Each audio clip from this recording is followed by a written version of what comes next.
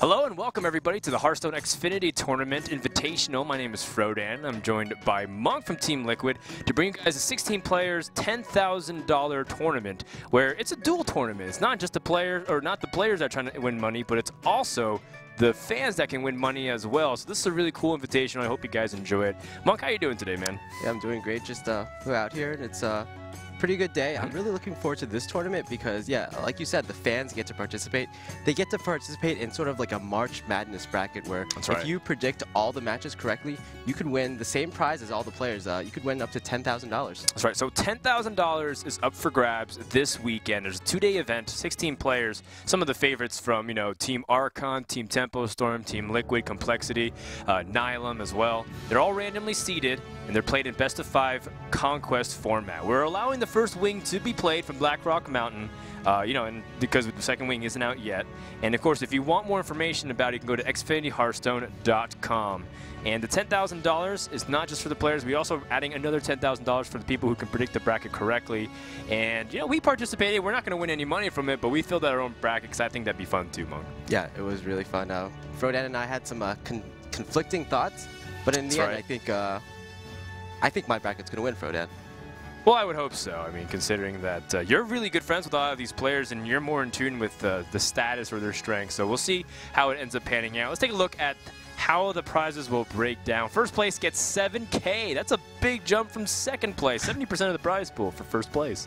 Yeah, but you know what's even bigger than $7,000? It's $10,000. Yep. The $10,000 you could win by getting first place in the Pick'em bracket. Mm-hmm. Yeah, and exactly. Like if you're just not playing Hearthstone and you're just a casual observer, you kind of know the Hearthstone scene. You kind of know which players might beat which other players. You can win more players than the players who are actually playing Hearthstone at this event. That's right. If you win $10,000 for predicting correctly, you're actually ahead of some other prize earnings for most of the players. Oh, I know the joke you're going to make. No, I'm not. I'm serious. Like, look at some of the players in our tournament. They haven't even won $10,000 in their career earnings just because Hearthstone's still new. Yeah. They've won, a $1,000 invitational. They've won, $500 for placing well in a group stage at a tournament. But how many have actually considered to make over $10,000? I mean, that's an interesting fact of the day. I'm going to look it up during the break and let you know. Yeah, of course, we have players like Firebat, like Savjz, like Strifecrow. Right. They've won a lot. They've all obviously won a lot. But then we have some other names like Nadia. This will actually be Nadia's first tournament. Also, Dog, he's been doing pretty well, but he hasn't actually won his big payday yet. Right, exactly. And, we have players like Tides, Mods, who've also won tournaments as well. It's a really cool Actually, let's go ahead and look at the bracket overall. We have players from the Legendary Series, week number 1, so we'll fix that really quick. But let's go ahead and run it down anyways, because I was like, who's Koronik? I was like, oh, that's the guy from the Hearthstone. I watched that guy. Is he playing today? I had no idea. I was like, I would have filled him out in the bracket. Yeah, we have a slightly different lineup of players. Life Coach is not playing, unfortunately, today, but we'll see him in other tournaments, I'm sure. We have Strifecrow versus RDU, Reynad versus Masan, although I heard Masan had to drop out last minute, so Reynad does get an advance to round of 8. Still no guaranteed money, though. Forsen versus Orange, Dog versus Nadia. Yeah. And after that, we have Trump versus Hyped, Savjz versus Lothar, and Savjz versus Lothar will actually be our first match. Cool. Then we have Amaz versus Tides, and Show versus Firebat. So definitely a lot of top quality names in the scene, and top quality players as well. We have like, for example, Nadia's first tournament. We also have Forsen versus Orange, the kind of the Swedish battle right there. That's right. These guys actually hung out also in Via Game House Cup, and it's cool to see the players go up like this. It's single elimination, too, in the tournament, so if you lose, you're out. Now, we do recognize that there are some potential scheduling conflicts. That's why we're, trying to make sure Amaz and Firebat can make their matches. We do want them to participate, but they're also casting the Pinnacle Series, so make sure that everything will go on there. So we're going to be moving around the brackets a lot. Even though we said Lothar and Savjz, they're in the bottom half of the bracket. We're having them play first. That way we can rearrange it accordingly. Plus, they're in Europe, so it makes sense to get these European guys while they're fresh. So, Monk, let's talk a little bit about some of the predictions here, because while we have a little bit of time. Strifecrow versus RDU, who'd you pick? Well, I really have to pick my boy Strifecrow. He's hit RDU a lot in tournaments, and I think he has a very positive ratio against, well, he has a very positive ratio against pretty much everyone in the Hearthstone scene, but I think he's really got RDU's number.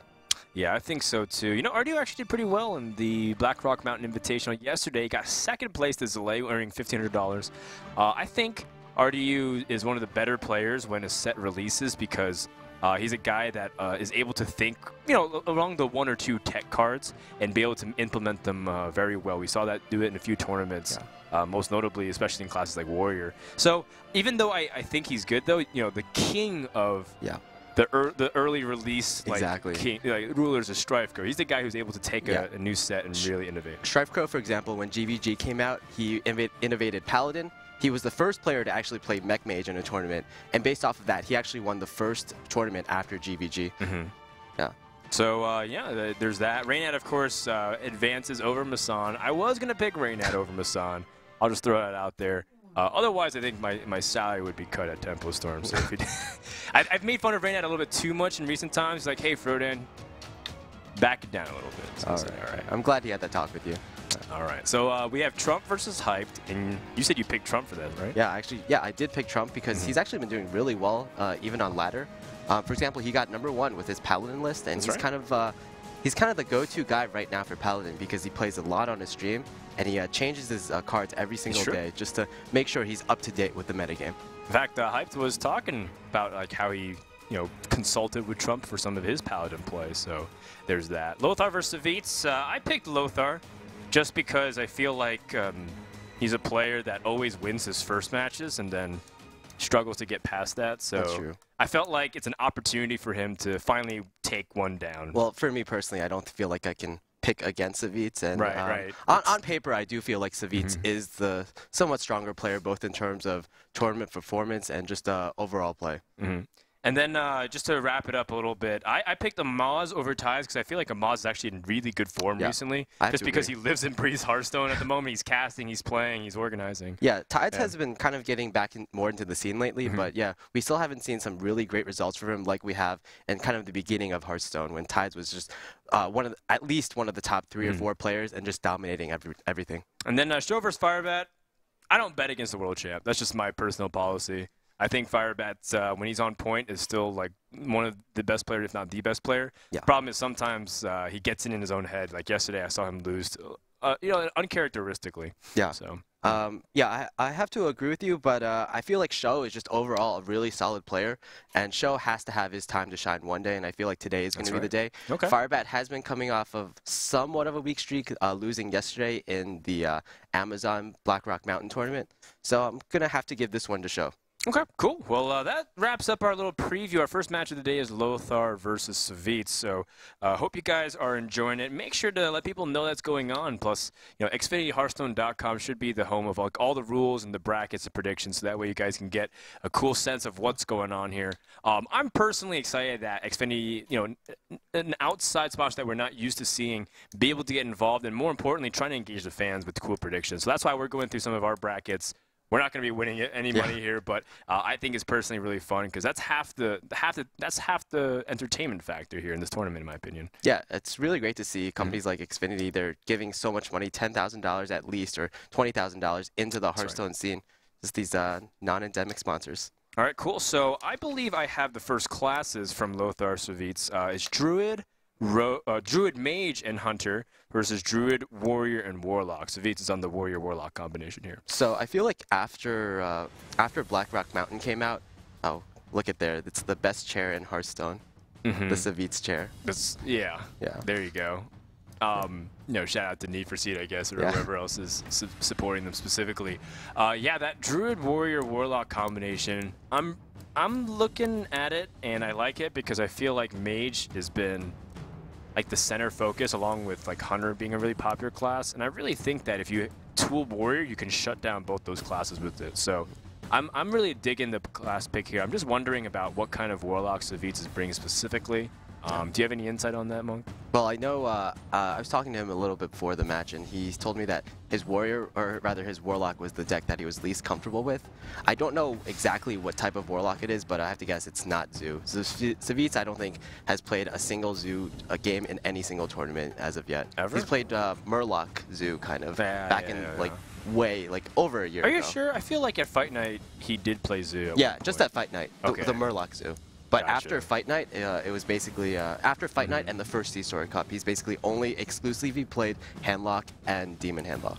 All right. Well, Lothar, in the meantime, has always loved the mage as a class, especially because back at C-Story Cup 2, he was winning a lot with, you know, I want to call it like Secrets Tempo Mage, but it was just a weird mixture of like mid-range mage that have a lot of like tempo advantage. And of course, Lothar's always loved the aggressive Hunter, even dating back to before Hunter was like a thing. He was playing like super trap Hunter aggressive back at Katowice where he plays top 4. So I'm looking forward to see if Lothar can bring it back. And you know, I'm actually the one that's joking a lot about you know, Lothar and his Hearthstone skills, but the guy is actually pretty good when he's on point. The only question is, how practiced is he? Because he does a lot of behind-the-scenes work for Nihilum.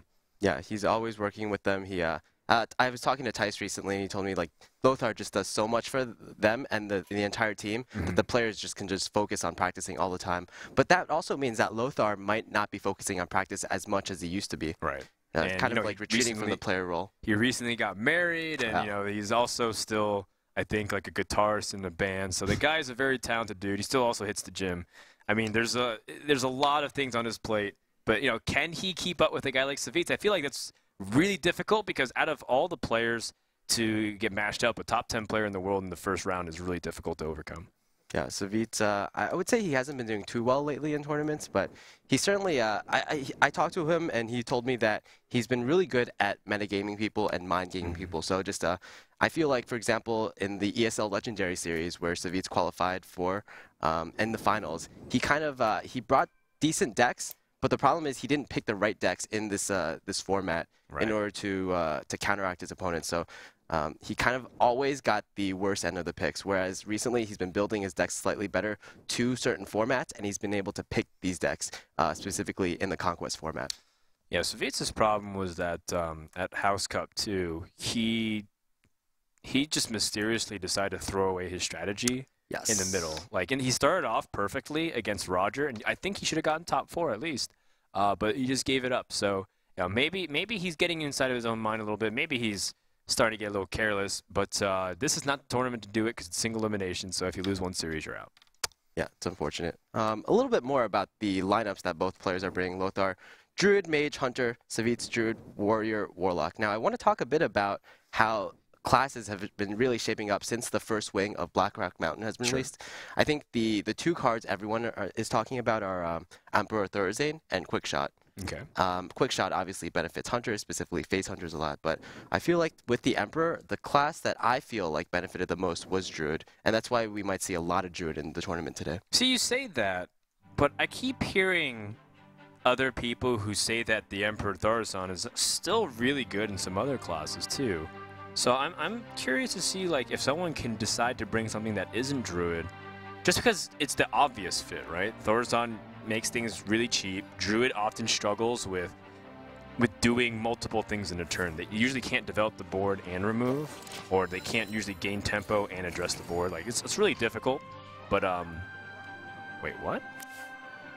Well, is spectator mode on slow-mo? Whoa, this is the power of spectator mode. You know, for a second I really thought that. Like, I really thought that we were lagging or something, but that was pretty cool, man. Slow motion. Yeah, maybe it's a new feature that was implemented in Blackrock Mountain. Can you like ×3 it, like speed it up then the play? Yeah. I mean, there have been a lot of cool new features added into Blackrock Mountain that are outside of the actual game itself. Like, for example, now I see when my friends get 9 arena wins, and then I can spectate their games. Gotcha. Well, I agree with this curve here. Whoa. Wow. Wow. This is trippy as hell, Monk. This is like Matrix level trippy. Oh my goodness.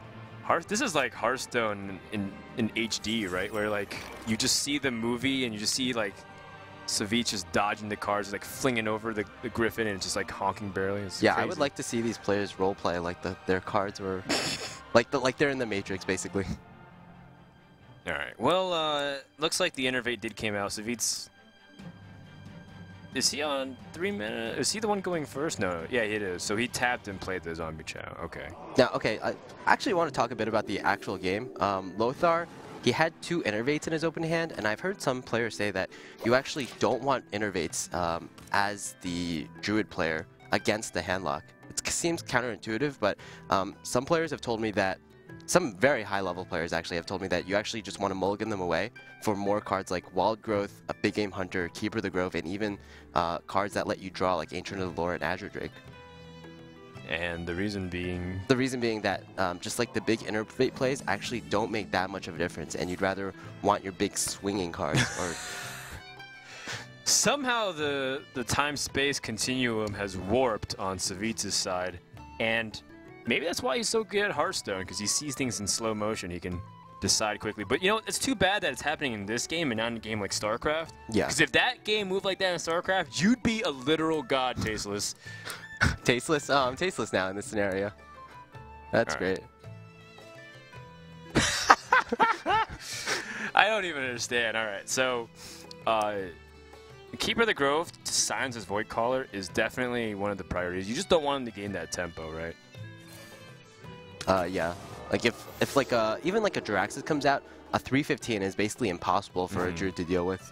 Yeah, the only way is if your opponent taunts it up and you somehow get Black Knight, and then that's the way you can eliminate it easily.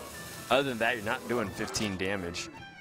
Yeah, that being said, like, I'm still not sure what kind of Warlock that Savjz is playing. Like, it has definitely elements of Demon Lock, but does it have, like, Giants in it? I'm not sure. I feel like Savjz is the kind of player that definitely wants at least some kind of Giants into his deck, and I know he really respects Strifecrow as a player, so he might just be copying Strifecrow's Demon Lock deck. Could be, but I guess we'll find out. Let's see. So Savjz really wants to get through this Sludge Belcher. He's got the combination of Savage Roar and Force of Nature. But at 5 mana, I think all you can do is that swipe. It's not a bad swipe either. I mean, the slime will clean up, and then you could possibly get 6 damage to the face if you really want to not play around the Molten Giants, which, as we can see from Savjz's hand, that'd be a pretty good play, just going for the Dome. What can he do on 4 mana? He can play 2 Giants. Whoa. And taunt them up, and with the 2 remaining mana, I don't know, silence the Shade. I don't know. I guess there's a question worth asking for if you're Lothar. Yeah, I think what he's considering is that like he doesn't really have an answer if a Molten Giant plus a Taunt Giver comes down. Well, he does have Savage Roar. And he does have that really huge Shade, right? So Savjz would basically need the Savage Roar, or sorry, the Molten Giant, the Taunt Giver, plus a Silence. Well, Silence does come down. And that was something that Lothar was factoring in, just making sure that he didn't evoke the Wrath of Molten Giants. Yeah, that's fairly fortuitous from Savjz. If Savjz is indeed playing Strifecrow's list, then there's only 1 Owl, so he got it right in time. 2, 4, 10, 11 damage right now, not enough to kill. He just used an Owl, so the chances of him being able to negate the effect of Sylvanas is a lot lower. There's only usually 1 Owl being ran in these Demon Handlocks anyway. Yeah, exactly. This is actually pretty difficult right now, because I feel like Savjz will certainly... Oh, wow, 2nd Owl. No. That's the... okay, that was the Owl that was We're getting used. a delayed instant replay here. Well, okay, so Savjz will definitely put himself down to below 10 HP. Wow. But this tells, this basically tells Lothar that, oh, I don't have Molten Giants in my hand, so he can just afford to go straight to Dome right now. I actually think that Wild Growth is a great draw. Yeah, you normally don't think so at 7 mana, but this pretty much enables the combo. Enables the combo, and he still has room to drop his Harrison Jones, so his turn plays itself as long as his opponent doesn't heal outside that range. Yeah. And even... Oh, actually, they use both Innervate, so I was like, even so, you have to be worried about Innervate, but Lothar used both of them already. Okay, so... Ooh, Savjz will definitely need to draw some kind of heal or taunter. Oh, anti-heal The heal bot. That, I would say that stings. That would be a huge draw. Yep. See, Wrath is such a conflicting draw here because normally you want it to cycle so you can pick something else up, but if you just remove, you're essentially passing your turn. Exactly. I think, and like there's these 2 3/3 minions on the board, and you really want to clear them with a. It's just so perfect, right? The other option Lothar could try is just comboing here, but I think that just gives up your entire win conditioning. Yeah. Well, that's Drake's kind a of good draw. unfortunate sequencing. Yeah, exactly. Oh, look at that. Well, never mind. There we go. Works out great. And that's the power of cycling and how it does end up paying off for Lothar and Savjz, of course, smiling facetiously. Of course, he's not the happiest for Lothar. So the second Mortal Coil will be used. Right. Not sure what we've drawn though. I mean, he could always just play the Emperor Thorazane. It's just Thorazane. Thorazane. I'm still thinking about StarCraft terms. Thorazane. Yeah. There it is. That makes it so that that way a lot of cards are cheaper, and if he gets any taunts, any giants, it makes it a lot more affordable. Ragnaros comes down. That's the only thing he can do here. I guess Lothar's okay with hitting anything, right? Yeah. Face or the Emperor's already. Yeah, either option is fine.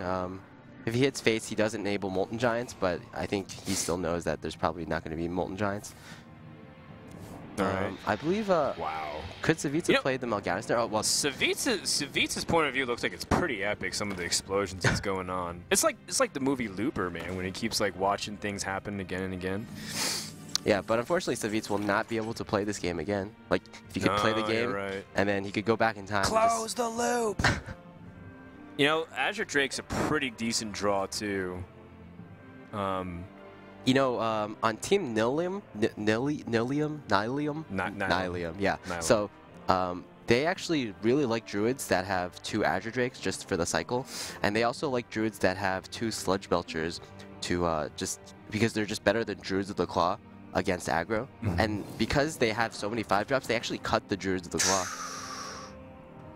Okay, never mind. I thought that's why it would have been a bigger deal, but he doesn't have enough mana. Okay. Yeah, the cutting the Druid of the Claw is a really interesting concept. In general, like, I really like it when someone can figure out a sustainable way to cut core cards. Exactly. Like, you know, Mountain Giants, for example, and Handlock. Isn't that part of what makes Handlock this identity? Yeah. But when Strifeco did that, I was like, wow, that's actually really cool. I even hesitate to call this deck Handlock anymore because you just have the Twilight Drakes. It's just demon control, I guess. Fair enough. But we just call it Handlock based off the identity that we've come to know. Surely this big game hunter will come down, right? Is he afraid of some big Shadow Flame play? Oh, it's actually going to be a swipe. Huh. So I think with this play, he's saying that there's a possibility. He wants more of a possibility for Rag to hit Dr. Boom, but no, it goes for face instead. 5 health remaining. Okay, so Savjz has enough mana to play Mal'Ganis for sure. And it's going to be costing 8. We're just trying to do some napkin math here. Almost everything that he's ever drawn outside of Mal'Ganis has been played already, right? Based off our POV. Yeah, that looks about correct. Oh, the anti-Keel bot seems to be coming down at this moment. That's right. Parallel universe. It's like no, you know what this is? This is like Interstellar. Yeah, I was just gonna say this that. Is like I was just gonna say that. A lot of bad time movie references, but this is absolutely. You forgot like the most obvious one. I know. Oh, so I guess he got Shadow Flame for 3 mana. That gives him 7 more to develop something else. Okay, and with the Sun Fury that he also drew in a future turn, and the Defender of Argus. Ooh, wow, that's nasty. Those are the exactly the cards he Lothar's 1 needed. damage off full. Because I mean, Big Game Hunter surely can come down on that. The second Savage Roar is not that useful because the Innervates have been used from the deck. Yeah, and also he basically needs to draw Emperor Thorazane, Emperor Thorazane in order to activate both these Savage Roars. The problem is, like, the obvious play here is the Big Game Hunter, but we know that Savjz has a Mal'Ganis in his hand, and right after the Big Game Hunter comes down, Lothar won't be able to combine anything else with the Big Game Hunter, so the Mal'Ganis is just going to have free reign. And the Mal'Ganis, because it sits at an awkward 7 health, it's really awkward for Force of Nature to deal with. Yeah. So, okay, Lothar is considering just comboing right now. And what that might tell me is that there might be a second Force of Nature in the deck, which a lot of Nihilum players do prefer. Yeah, or, you know, his opponent's at 5 health. It's still really close. It's one of the dangers is that it's, like, if you combo here and try to clear your opponent's board, then he plays Jiraxxus, and he gets really far ahead. But if you use your big game hunter, like you said, he plays Mal'Ganis. So either way, he could be in a very bad spot.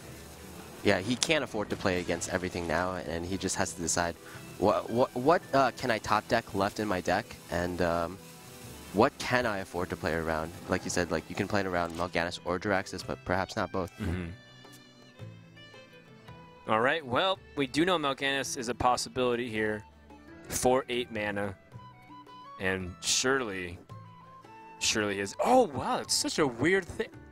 Like, he has Mal'Ganis hovered and and doesn't actually play it. That is really weird, man. This is totally a Christopher Nolan moment with Interstellar. All right. And yeah, there it is. Lothar's in big trouble, man. Oh yeah, there's the second my combo. Goodness. So is he actually in big trouble? I mean, Savjz has used so many of his taunt givers and his heals. He's used Earth Ring Farseer, Anti-Keelbot, Mal'Ganis, 1 Sun Fury, 1 Defender of Argus. Does he have anything left? I don't know. Maybe another heal bot of some kind and a taunt? Yeah, because even if he places a taunt with a Molten Giant... Oh! You face Jiraxxus! Urgent Lord of the Burning Legion, and Jiraxxus goes back to 15 health, just exactly the card that Savjz needed again. This is actually really exciting because we can't see Savjz's hand. Yeah. Oh, the Life Coach Nourish.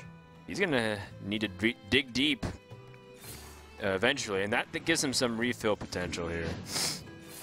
2 combos used, and that makes Savjz a happy camper. Yeah, now he's like completely safe from everything. But he's still, though, he's at 9 health, and probably without yet another taunt giver. One thing, though, is that because Lothar might have cut the Druids of the Claw in his deck, Savjz can not have to worry too much about lethal. Well, there's lethal. Yeah, like there's no real way for Lothar to survive that. Even if he nourished to draw 3 cards, at best he'd pick up Sludge Belcher to be defensive, and if he did that, Hellfire would still kill him. So. Yeah. That Druid deck, that Druid versus Warrior game, Warlock game was a good example of why Druid should, on paper, struggle against that deck. Just because those big threats, it's really difficult to remove. You have to use 2 cards or maybe even more, and sometimes it can just pressure you out. The only saving grace is the fact that you might be able to pressure to kill, but Savjz just barely held on every single time. Yeah. Like you said, though, Savjz did barely hang on every single time. I felt like Lothar had a lot of opportunities to win that game, but Savjz just kept drawing card after card. Like, each turn, he either had a taunt giver or a healer, and that was just basically all he needed. And even if he didn't have those cards, he had Mal'Ganis, which also prevented Savjz from dying to the Force of Nature combo. It's cool because I know so many people are saying Mal'Ganis felt a little bit awkward and a little bit too slow when GVG first came out, but really finding its place. That gives me hope for Mojo Dormu, with you can become Ragnaros, and I think that's going to be really cool if someone figures out a way to use it in the upcoming weeks. I'm excited. Yeah, I feel like the more likely option of what's going to happen is that someone is going to play Sneasel Shredder, get Major Domo Executus off the Shredder. Oh, man, and then accidentally turn into Ragnaros. Exactly, accidentally turn into Ragnaros and just die because of it. Yeah. And I'm glad that they clarified you can't rend Blackheart Ragnaros if you're him as the hero, because that'd be pretty lame if that was the case. It's like you become Ragnaros and then you just... It's like the equivalent of big game huntering the face if that ever happens. It's like it's the equivalent of executing the face or shield slamming the face, exactly, right? too. All right, so the first Warlock game for Savjz, he eliminates a deck, so he has Druid and Warrior remaining against Lothar's Druid, Mage, and Hunter. Not an awful scenario for Lothar, but still pretty tough because he's gonna have to find a way to make sure that the Druid lines up against Warrior, and then the Mage can line up against the Druid, depending on actually what kind of Mage it is. I have to feel that Savjz must be feeling extremely comfortable, especially because he told me previously that Warlock was indeed the deck he was least comfortable with. So with his remaining decks, Druid and Warrior, he's going to be supremely confident with, especially against the lineup that Lothar has, like the Hunter, for example. It pretty much has to beat the Druid because it has a close to 0% chance against the Warrior. Well, you know, if I'm Lothar here, I'm pretty much don't mind queuing Hunter, because Hunter still can struggle against Druid and can struggle against Warrior in both capacities. Or even, because then what happens is if you find one more deck that you can go, because Hunter has to beat one of these two decks either way.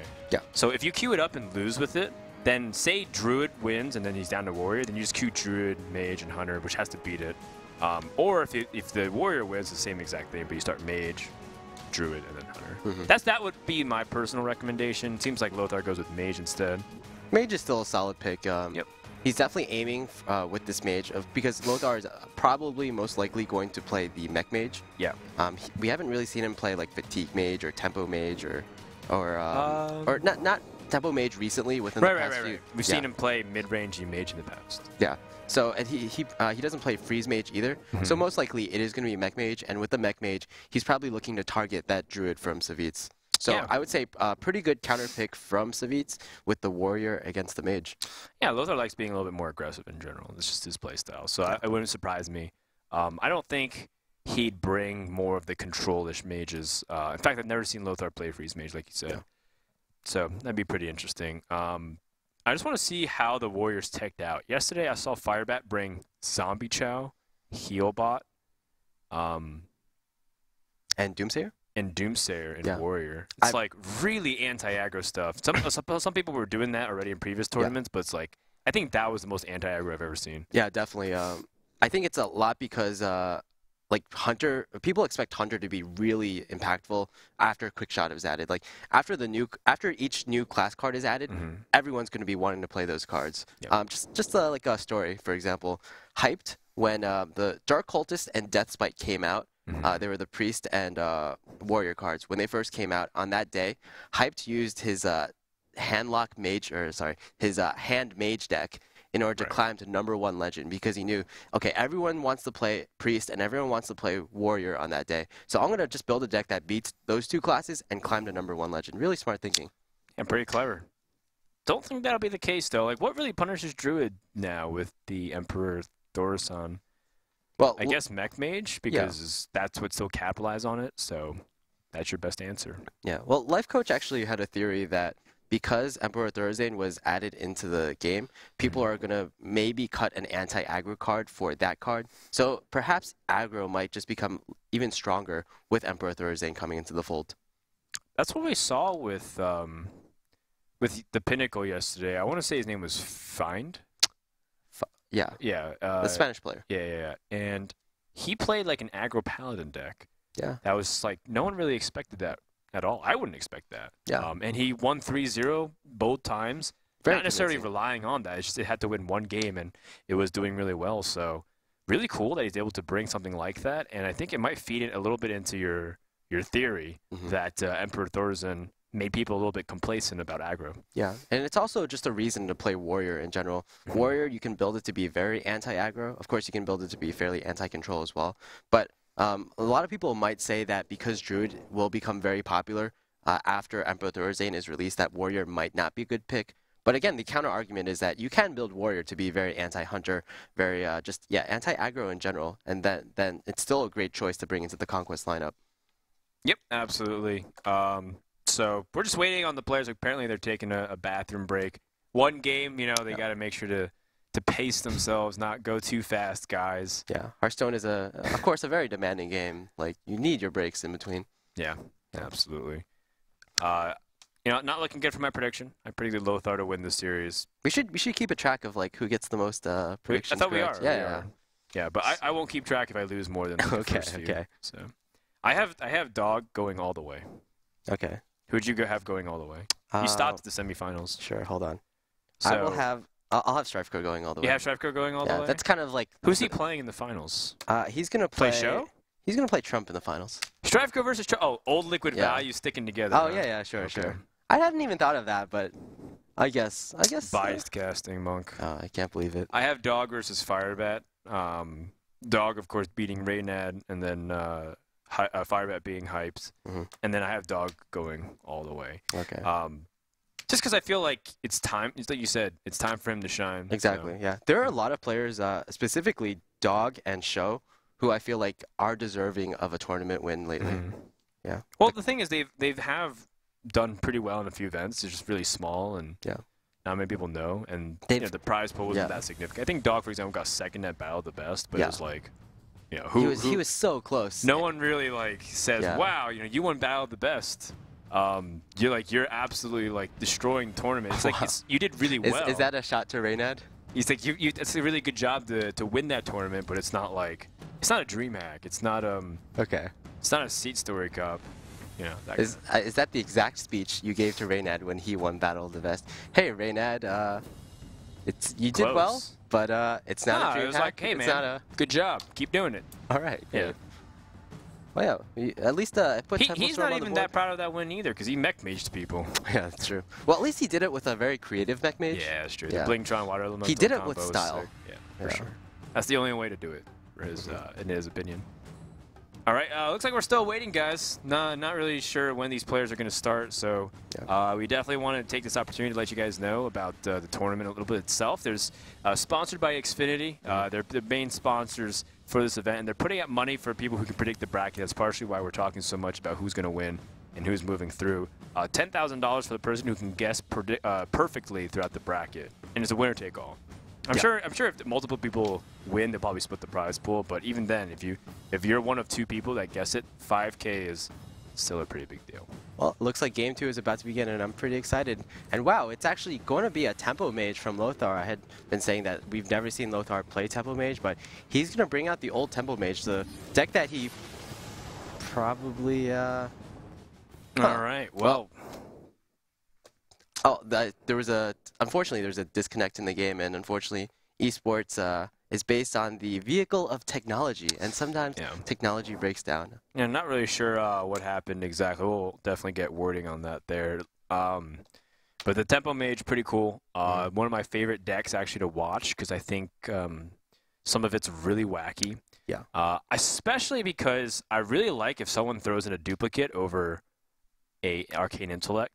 Partially because you get weird stuff like unstable portals, mirror entities, and then you get duplicates sometimes on them. And then you get like really awkward scenarios where it's like, well, I have actually like 4 armor smiths. Like, what am I going to do? And then there's weird fun stuff that happens all the time with it. Yeah. There's also a lot of ways you can build Tempo Mage. Like, just for Mech Mage, for example, like there's just only so many choices you could make. Do I cut a Lothar for an Azure Drake or a second Azure Drake? Do I cut that Mechanical Yeti?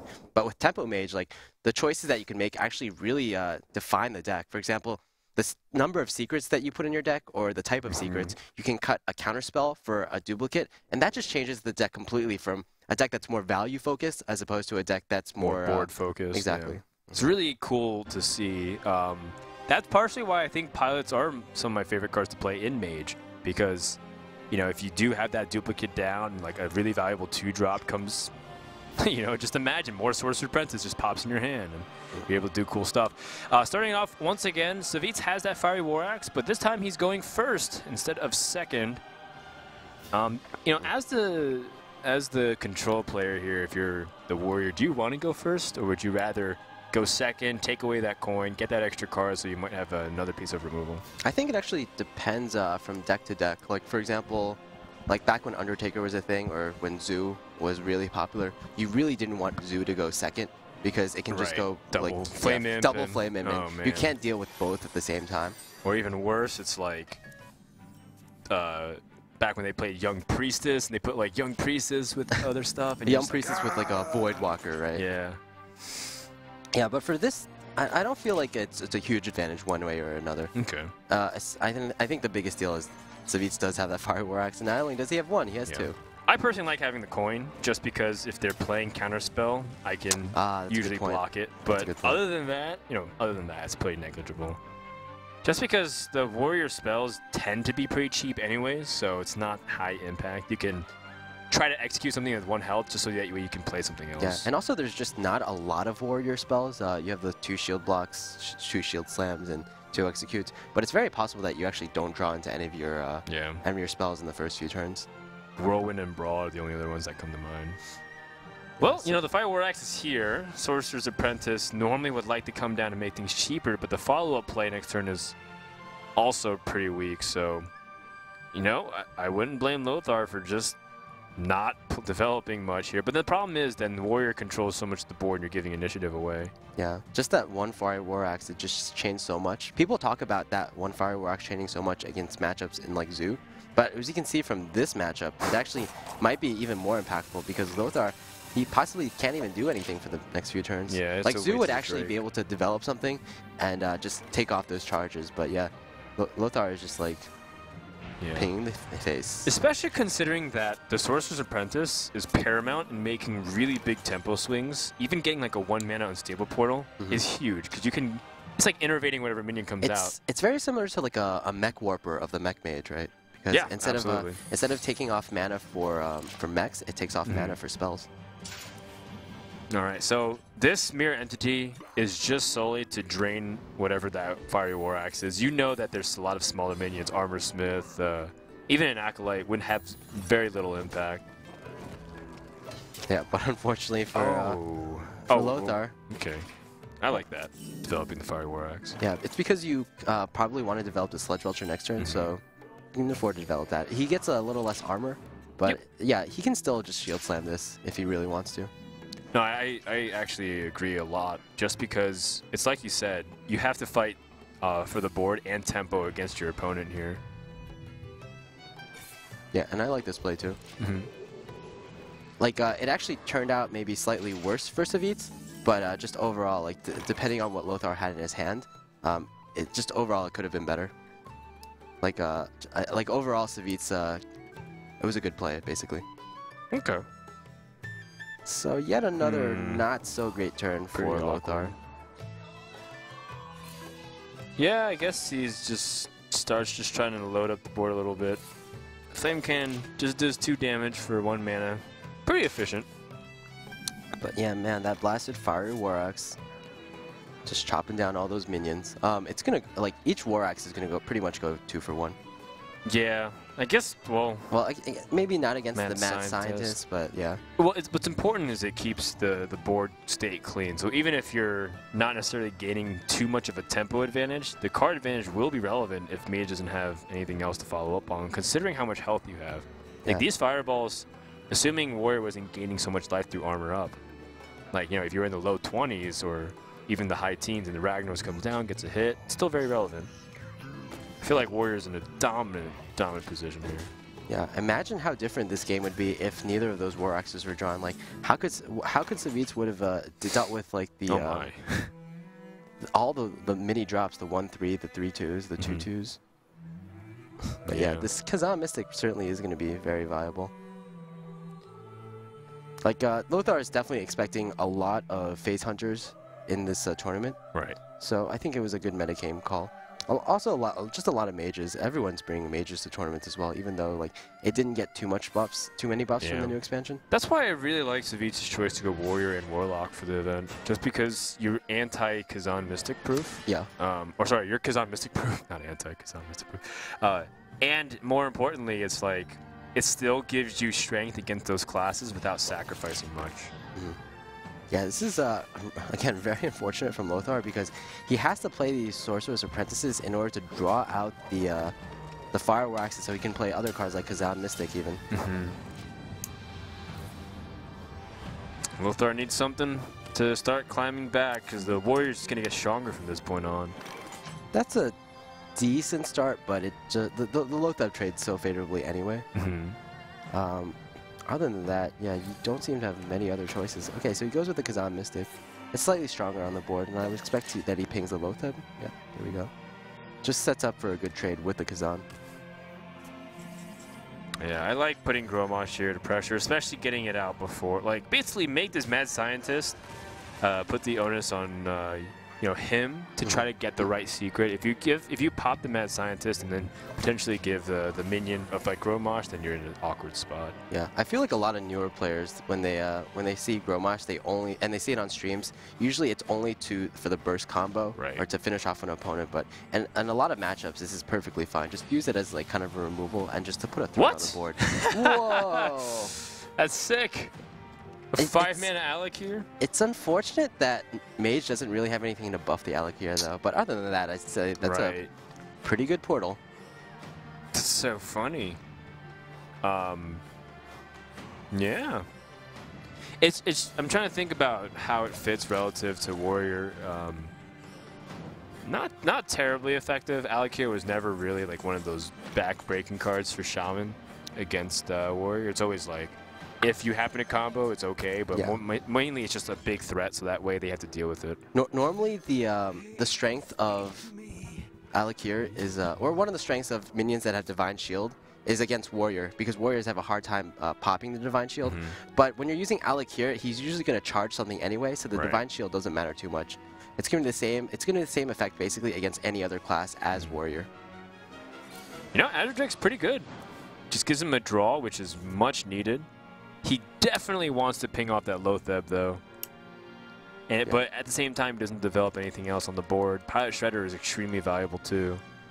You know, Lothar might actually not be in too bad a position in this game, simply because of the high-value cards in his hand right now. Right. Versus what Savjz has. Like, these are all extremely low mana cards in comparison. Well, we'll see. Like, this Acolyte might easily be able to pick up something too. That unfortunate sequence of draws.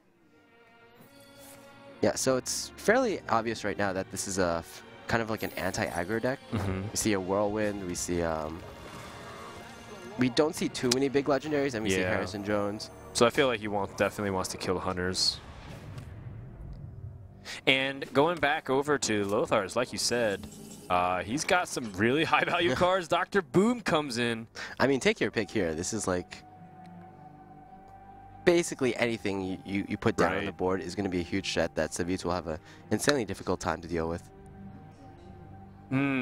Okay. I personally like having Rag be the last person to come out because the continual shots on big minions is going to be relevant considering Warrior doesn't play a lot of small minions. So I think I'd rather have Dr. Boom like come out first over Rag. Oh, this is... He's going to play smaller minions. This is actually not a play I was expecting. I was expecting one of the bigger bombs, but I guess what Lothar is trying to do here is soften up the board so Alakir will make a big impact, exactly. Okay, so he's playing... He's going to try to grind out? He's going to try to grind out the Warrior? Is this what he's doing? I think it's a very viable option, simply because... Oh, man, that's going to be so useful. Unless Savjz draws into Armorsmith. It's true. I was thinking, like, basically Warrior is just going to be drawing their biggest minions soon. But I think grinding out a Warrior is actually might be okay here, simply because this Warrior seems to be more anti-aggro, whereas you already have your big minions in your hand anyway. Like, if Savjz just misses one of his answers, then he could be in a big trouble. Oh, that's not what you want. Yeah, so that's going to give Acolyte... Well, you know, even if you were playing Dr. Boom, it gives you a lot of draws, but he's going to play Alakir here. I actually really like the way Lothar set this up. You know, originally I was like, well, you know, Dr. Boom. It's like, how can you pass up Dr. Boom? But... No, one, he also was at only 18 health, so he'd be taking a lot of pressure. And two, it's set up so that way it's really awkward, and this Alakir can get a lot of value. Yeah, like you said, the Mirror Entity would be giving Lothar a lot of value too, but that's a good draw. Yeah, that is great, but what do you even Acolyte here? I don't know, do you just brawl? What if Alakir survives? Let the brawl begin, but if the Windlord survives, oh no! Oh. I guess this Windlord had the text "always wins brawls," right? Well, that's not fair at all, is it? Or maybe finally it's worth the mana cost. Unstable Portal. What legendary will Lothar get from this? And dude, that's interesting. Good. Considering that, I think Lothar is actually hovering over the card to read what it does right now. I don't think most people would know.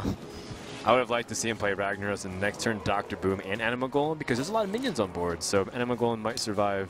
But I don't blame him at all. This is a test for Big Game Hunter. He wants Ragnaros to be the final blow. Of course, Savjz is going to drop his own Ragnaros, and a couple of good Rag rolls, and Savjz is right back in this game.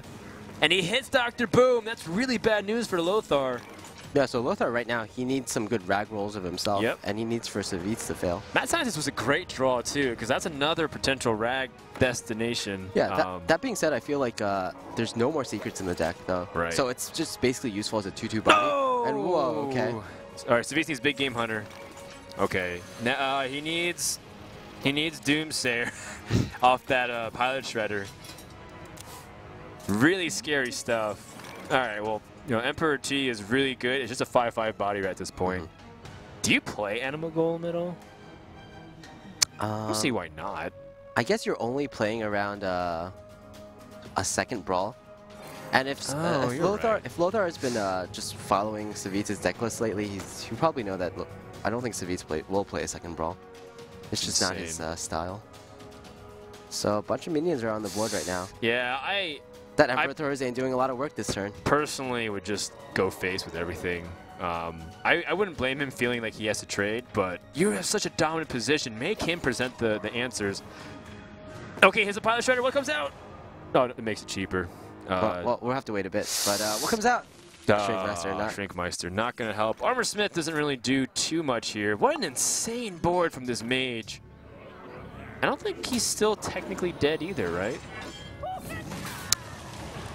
No, I don't believe so. No. So there's 14, 22 damage. Even if Ragnaros hits the face, it's not guaranteed. Animal Golem doing some serious work. That unstable portal. Absolute madness. Yeah, this game was kind of all about the unstable portals. Like the Alakir just did so much work. It allowed for Lothar to set up a really good Alakir board as well. And again, the Emperor Thorazane doing some work, reducing this Kirin mage from 3 to 2 mana. Wow. That value. All right, well, even up the series, that warrior gets taken out by that mage. A very important win for Lothar, as his mage deck is now crossed off. So, Druid and Hunter versus Druid and Warrior. Who has the edge?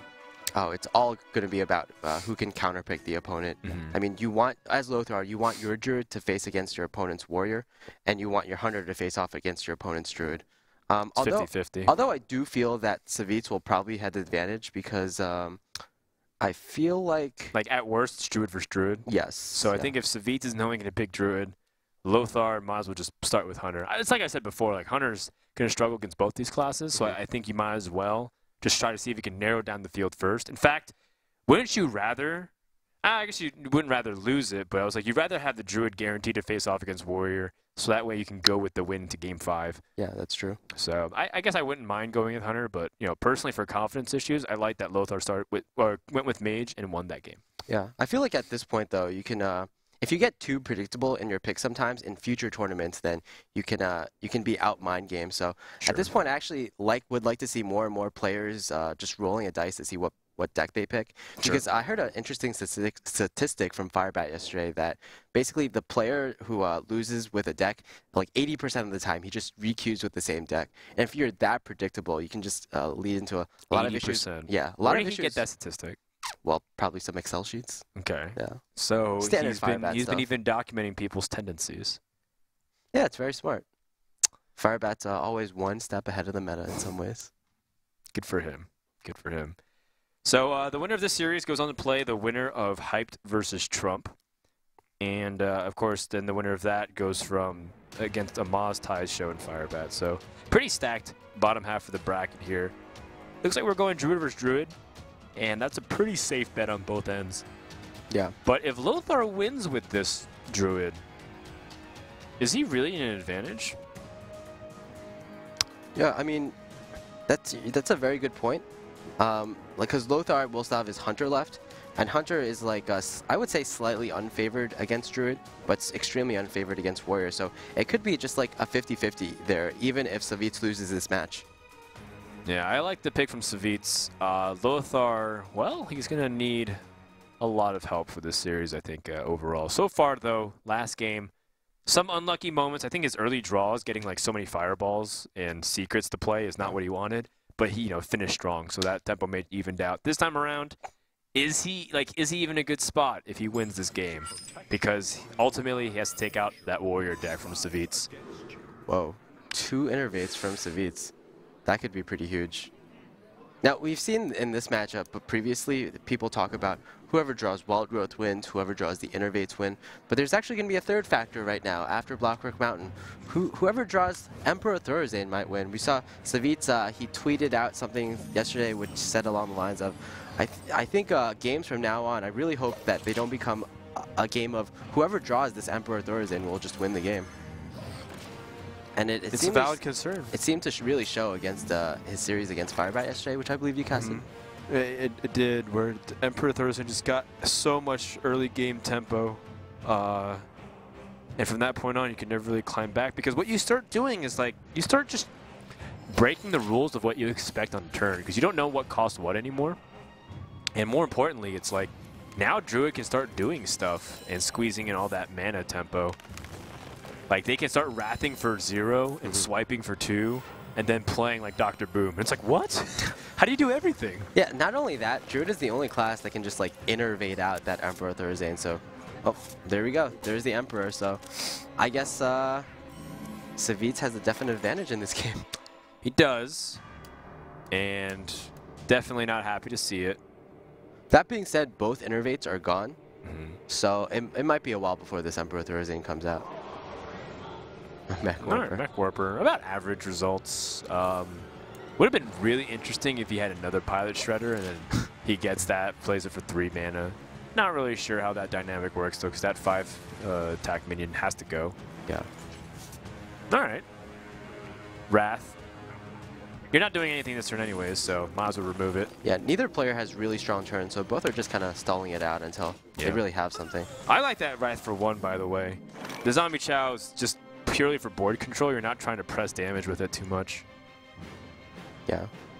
I mean, trading 2 health on your Zombie Chow, it's like, for 1 card, it's essentially kind of like tapping in some circumstances, right? I agree. Tough turns for Savjz, honestly. Like, he's gotten like ugly scenarios like back to back, but you know, again, I like playing that that Keeper of the Grove. And he really just needs to draw into something now, because Lothar will have the bomb pretty soon. Ooh. Swing and a miss. Or is this Lothar? This is Lothar right now. Oh, okay, sorry. The Druid has me confused. Lothar. Swing and a miss. Yeah. All right, so I've been casting it completely backwards. My bad. So Savjz is the one who's going to drop the 5 mana bomb. Yeah, that being said, like, the great equalizer is always just going to be Sylvanas, and Lothar will have that option next turn. If Lothar plays Sylvanas now, then Savjz probably won't play Emperor Thursday in the next turn, and that's gonna be huge. Like if somehow Lothar can force his opponent not to play that just godly 6-drop, then he might still have a chance going into this game. Actually, yeah, you're right. It's make or break, because if you play the Drake or try to remove it, and your opponent plays the Emperor, then he has combo for 7 mana, and he's gonna be like threatening to maybe even win the game in the next 2 turns. Yeah. I feel like this is really going to be the key turn. So Sylvanas has to be the play. He does end up making it. And now puts Savjz in quite the awkward spot. I think probably just going for another Wrath here in order to possibly draw into either a Shade or a Pilot Shredder would probably be correct. Yeah, I agree with that. Let's see what it is. Ooh, Druid of the Claw. That's not it. You know, I've seen... Oh, is he going to play the Big Game Hunter? He didn't play it previously. He said opted for the swipe, but I think he knows that Nihilum, those players, they really like Dr. Boom and Ragnaros. And if you play the Big Game Hunter now against a Druid who's going to turn 7, that could be just disastrous. Well, he's going into turn 7 knowing that... Oh, boy. He knows that it's an Ancient of Lore turn, but this should enable the Dr. Boom. For sure. Insta call here from Lothar. Let's do it, Lothar. Will he think about it too long? I think maybe what he's thinking about is that usually when players play like a Big Game Hunter like that on the board, it means that they might have a second Big Game Hunter in their hand. But I think even with that scenario, he's okay with it because he has 2 Big Game Hunters in his hand. Yeah, still really awkward, but now he can gain that Emperor's mana tempo. Everything will be a little bit cheaper. He'll have a lot of things cost 4 mana, so he can double 4 mana drop on 8. Yeah, that seems really reasonable to me. Yeah. Speaking of like 4 mana drops, I've seen We saw like Savjz, his hand was like really clogged in the last turn because he didn't have a 4-mana drop. And I've seen actually a lot of players, they've been, instead of going for like the 5-drop heavy druid, they've been going for more of the 4-drop heavy druid. Like players, instead of playing double Sludge Belcher, double Azure, double Druid the Claw with a Harrison and a Lothar, they've been more skewing for more aggressive druids that have both 2 piloted Shredders and 2 Chillwind Yetis, going back to the olden days. That's really cool, actually. Still gives you a really good, powerful amount of turn 1 innervate plays, and no, I missed the Yeti. Yeah, he was a cool dude. Yetis was good times, bro. Force of Nature. So he's got pieces to combo, but Lothar just saw that he couldn't do a Dr. Boom efficiently. I would not mind him just simply dropping Ragnaros. Yeah, I probably wouldn't either. I mean, I guess, like, both innervates have been used, so there's no crazy innervate plays. And even combo doesn't really kill you at this moment. And if you really want to, you can even try to clear the board with the Dr. Boom. I think I'm going to evaluate the boom bots first, though. Yeah, of course. So you trade the boom bots in, see what happens. Oh, all right. Not exactly what he wanted. Maybe hit the Emperor for anything. Would have been nice. I like how, like, a lot of casts these days are, like, at least in every match, there's going to be a turn where it's like, let's trade the boom bots in and see what happens. Yeah. It is. Well, we'll count the number of times in today's cast where that actually occurs. Whoa, Giblin Stalker. That's really interesting. So it's an anti-aggro card that has the same function of Shade that just doesn't grow. Yeah. Savjz has been playing it a lot in his like kind of light bomb Chinese druid lately, and he might be seeing, like, because he's played that card in a different deck, he might be seeing how great it is in other decks. Yeah, and again, it does really, it's really effective against, or it's really effective in combination with the Savage War combo. Yeah, so he clears 2 of the biggest minions that, you know, interestingly enough, needed big game hunter answers. So I guess Savjz is still a little worried about that. But this gives initiative on the board, finally to drop that Ancient of Lore and reevaluate. And maybe he can pick up the combo pieces. Maybe he can end the game next turn, or threaten to end the game. Oh, there's the Savage War. And that's really good news for Lothar. Yeah, that being said, like, Savjz does have the double 5-drop that he can play for 4 mana each. Yeah, Lothar to stop it, stop the spells from being played. Drew the Claw to start taking a little bit more defensive stance. Oh, charge. All right. You know, he's just really trying to capitalize on the fact that his opponent can't play mana. Yeah, I think he's trying to force his opponent to be on the defensive now, because now he's threatening lethal with a combo. That's really clever. I like it. Yeah, that being said, like, he's already used 1 combo, so he has to be, like, really lucky to get that second piece of the combo. And Savjz is also a player that tends to not like using double combo as well. All right, well, Lothar has to first interpret the meaning of this attack, and then secondly, evaluate what he wants to do off of it. He still has double 5-drop to fill out the mana slots, and just has to do some calculation. I don't think I'd mind him just going for the Azure Drake first, reevaluate, and then drop Sludge Belcher. I think you have to be somewhat concerned because it does line up a pretty easy swipe. Because if you trade into the Druid the Claw, you have 1 health on the Ancient of Lore, and then Azure Drake only has 4 health. Yeah. Plus this Lothar tagged to the Sludge Belcher. Yeah, I think Azure Drake is first is going to be the clear play. I think what Lothar is actually thinking about right now is which minion he actually attacks into with the Ancient of Lore. Does he want to keep his 5/1 Ancient of Lore alive, or does he want to get rid of the Lothar so it trades unfavorably against the Sludge Belcher? Almost anything he drew would have been inconsequential anyway, so I don't mind playing the Azure Drake second. Dr. Boom. Dr. Boom, unfortunately, isn't going to do anything. So, because this Ancient of Lore is 6 mana now, he can actually Ancient of Lore into a swipe. And that's nuts. He basically has to get that. Wow. Or he's... even he gets it, actually, he still dies. Yeah, exactly. Is there any line of play which... So, okay, if you wild growth first. No, you Ancient of Lore, and you draw into Innervate. Oh, he doesn't have an Innervate left. Yeah, so if you wild growth into swipe. Yeah, so you realize that. And then you can play the Druid the Claw while still hero powering. This has to be swipe right here.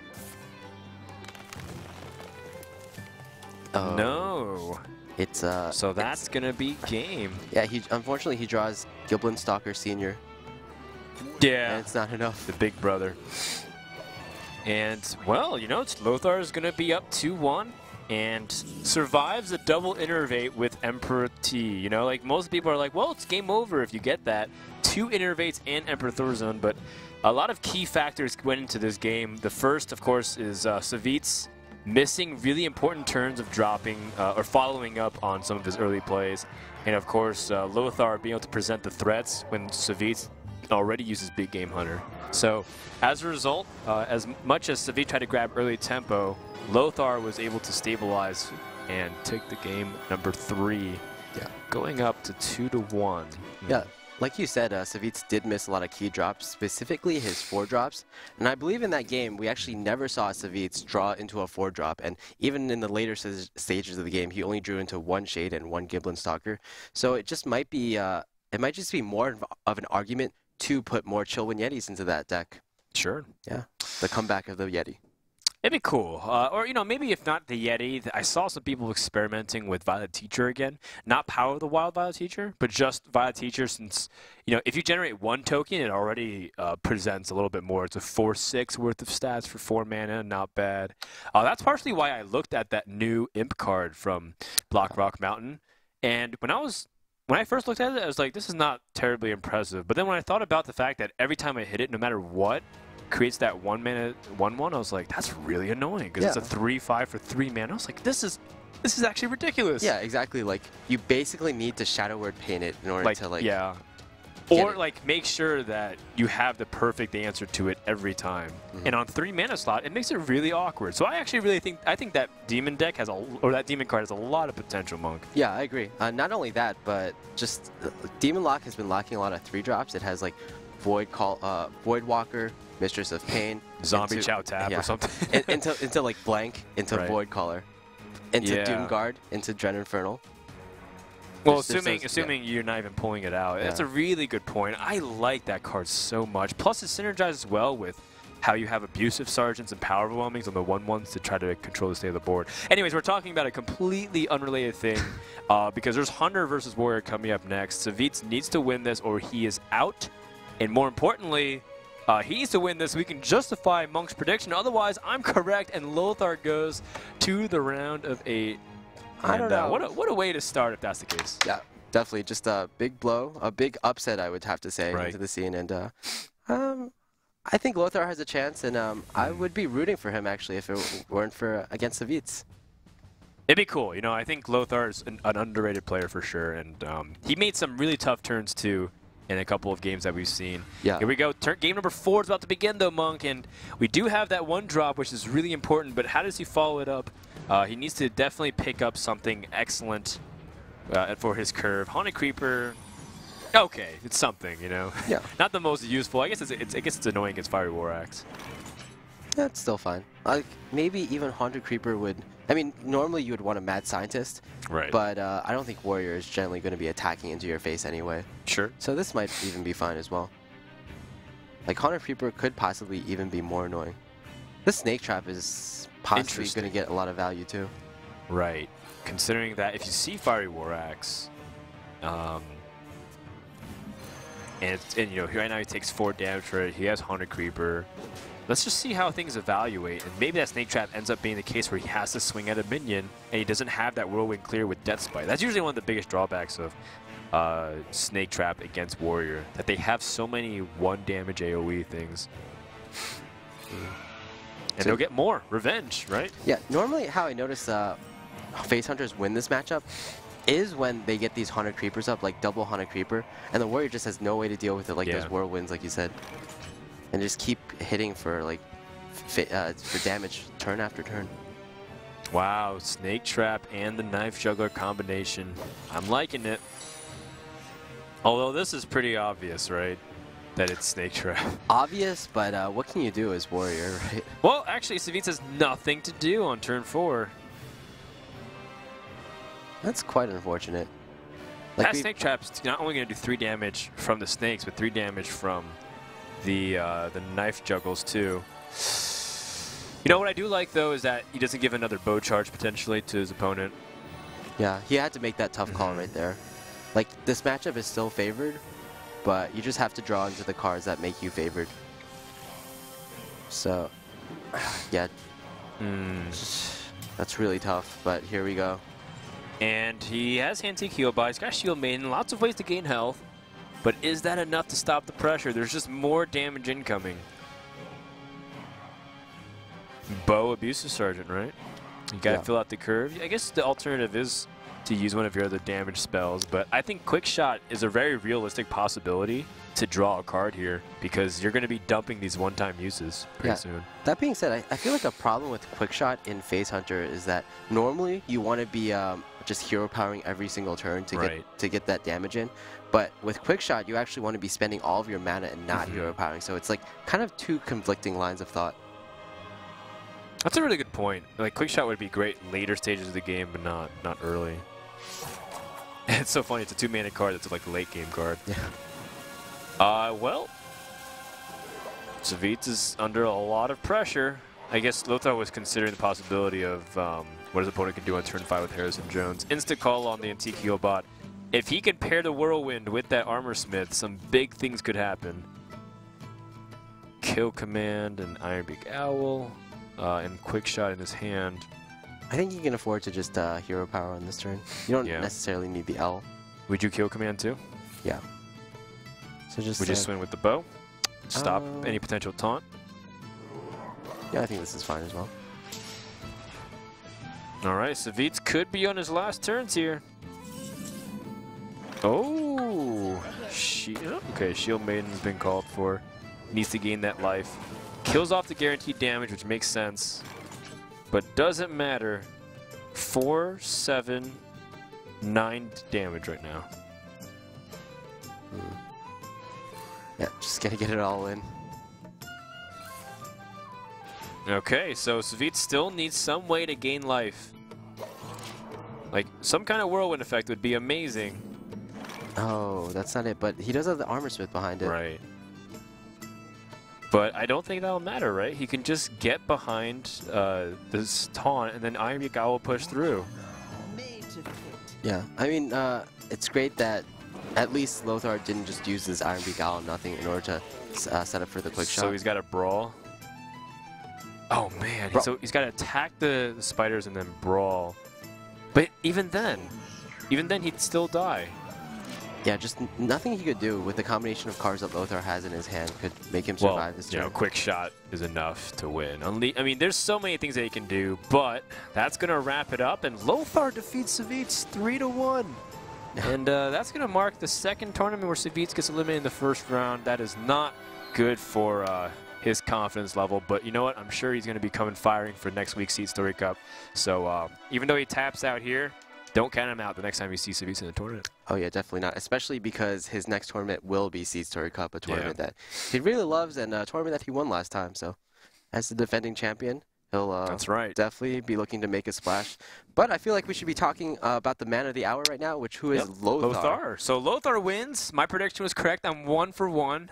Monkey started off 0-1, but I think I like some of your predictions overall across. It's pretty strong. So thanks for that. That's the round of 8 berth for Lothar, and that's definitely really good for him, considering that I know a lot of people don't. They like to jab at Lothar from some of his tournament results, but the guy is still a threat to win the series. Now, I did say that Lothar would win one series and then lose in the next because that seems to be his tournament MO. He always advances like a round or two deep and then stops somewhere in the middle. But maybe he gets top 4. Maybe he wins the whole thing, and then Lothar shuts me up, and I'm screwed because he's in my group for Seed Story Cup 3. I would be completely petrified if that was the case. Yeah, you would have to be playing against the most decorated player of April 2015. That's right, because this is one of the first tournaments outside of the Pinnacle and the Amazon tournament. Lothar will await the winner of Trump versus Height, which is happening later today. We don't know exactly where our next series is yet, but that's going to be coming up here at the Xfinity Hearthstone.com tournament. So make sure to check out that link as well as all the brackets, predictions, and see how you're doing as well. We're going to take a break. When we come back, we're going to have more action here from the ESL Burbank Studios. Stay tuned, guys.